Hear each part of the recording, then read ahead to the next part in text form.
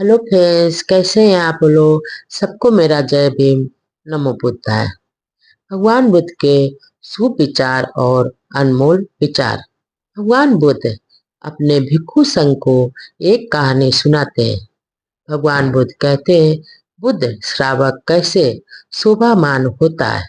भगवान बुद्ध कहते हैं, श्रावस्ती में श्री गुप्त तथा गह दत्त नाम के दो मित्र रहते थे। श्री गुप्त शास्ता का यानी भगवान बुद्ध का शिष्य था और गरहदत्त निर्गंथों यानी जैनों का शिष्य था। गरहदत्त को निर्गंथ यानी जैन साधु सदा समझाते थे कि वो अपने मित्र श्री गुप्त से क्यों नहीं पूछते कि वह श्रमण यानी गौतम बुद्ध के पास क्यों जाता है। वह उसे कुछ नहीं मिल पाएगा। अगर वह हमारे यहाँ आकर धर्म श्रवण करे तो उसका बहुत ही कल्याण हो जाएगा। गृहदत्त जब भी अपने मित्र श्रीगुप्त से मिलता तो यही वो अपने मित्र से प्रश्न किया करता था कि श्रीगुप्त बहुत दिनों तक अपने मित्र की बात सुनता रहा और चुप रहा, पर अंत में उसने खिन्न होकर अपने मित्र से पूछा कि मित्र, तुम सुबह शाम ही यही एक प्रश्न करते हो कि मैं श्रमण गौतम के पास क्यों जाता, यानी भगवान बुद्ध के पास क्यों जाता हूँ और तुम्हारे गुरु का प्रवचन सुनने क्यों नहीं। लेकिन मुझे या तो बताओ कि तुम्हारे गुरु क्या कर जानते हैं। गृहदत्त ने उत्तर दिया, मित्र, यह पूछो कि मेरे गुरु क्या नहीं जानते। मेरे गुरु के लिए अज्ञात नाम की कोई चीज ही नहीं है। वे भूतकाल, वर्तमान और भविष्य सभी कुछ जानते हैं। उन्हें यह भी मालूम है कि क्या होगा और या नहीं होगा। अगर ऐसी बात है तो मैं तुमने आज तक मुझको क्यों नहीं बताया, अपने गुरुओं के विषय में क्यों नहीं बताया और उनके पास क्यों नहीं ले गए। अब मैंने उनका महत्व समझ लिया तो मैं कल ही मेरी ओर से उन्हें भोजन के लिए आमंत्रित करो।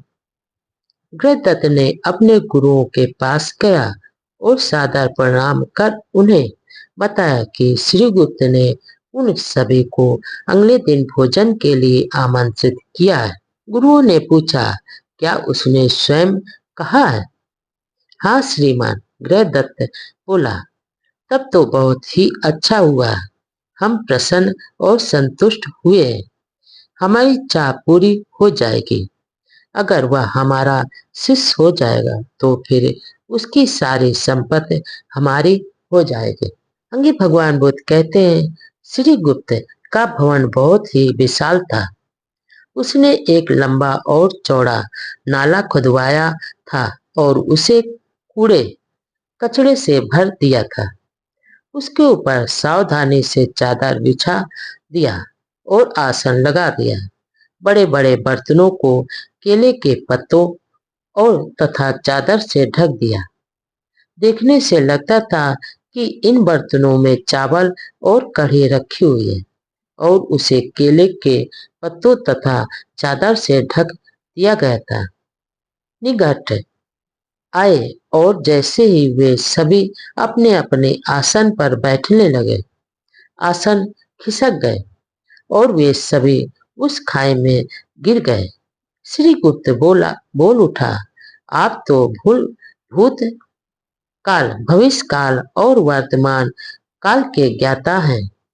तो आप तो दूसरों के विचारों को जानते समझते हो, फिर आपने ये कैसे नहीं पता लगाया कि नीचे क्या है।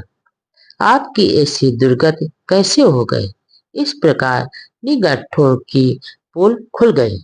आगे भगवान बुद्ध कहते हैं कि गए दत्त इस घटना से बहुत ही क्रुद्ध हो गया। उसने श्री गुप्त से बदला लेने का निश्चय किया। उसने भी बुद्ध और भिक्षु संघ को आमंत्रण दिया। श्री गुप्त ने इस बीच बुद्ध को पूरी घटना सुना दी और यह भी बता दिया कि संभव है कृतदत्त ने बदला लेने की भावना से निमंत्रण दिया है। भगवान बुद्ध ने अपने अंतर नेत्र से देखा कि ये दोनों मित्र श्रोतापन स्थिति प्राप्त करने के लिए परिपक्व है, अतः उन्होंने निमंत्रण स्वीकार कर लिया। गृहदत्त ने भी वही सब किया जिसे श्रीगुप्त ने किया था। उसने भी एक लंबी और चौड़ी खाई खुदवाई और उसमें जलते अंगारे डलवा दिए तथा खाई पर चटाई बिछवा दी और उसके ऊपर आसन लगवा दिया।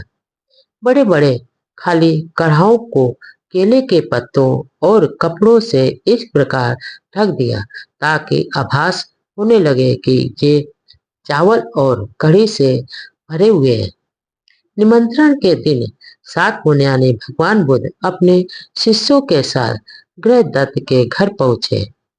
भगवान बुद्ध ने जब चटाई पर पैर रखा तो वह अपनी जगह पर ज्यों का त्यों रहा, नीचे की ओर ना तो खिसका और ना ही गिरा। वे चटाई पर कदम रखकर आगे की ओर बढ़ते चले गए और जलते अंगारे सुंदर फूलों में बदलने लगे। चारों तरफ मनमोहक और सुगंधित फूल खिल उठे। उत्सव स्थल का नजारा देखते ही बनता था। गृहदत्त की आंखें फटी की फटी रह गई। के साथ देखता गृहदत्त रह गया। उसने भगवान बुद्ध यानी शास्ता को संघाट प्रणाम किया। भोजन में भी सभी चीजें पर्याप्त मात्रा में उपलब्ध हो गई। भोजन समाप्त हुआ तो भोजन प्रांत शास्ता यानी भगवान बुद्ध ने धर्म प्रवचन दिया। उन्होंने समझाया कि जो लोग अज्ञानी होने के कारण मेरे शिष्यों के गुणों और उनकी शक्ति को नहीं जानते, तो वो ऐसे ही अज्ञानी लोगों को इस संसार में अंधा कहा जाता है। इसके विपरीत प्रज्ञावान ज्ञानी पुरुषों को दृष्टि वाला कहा जाता है।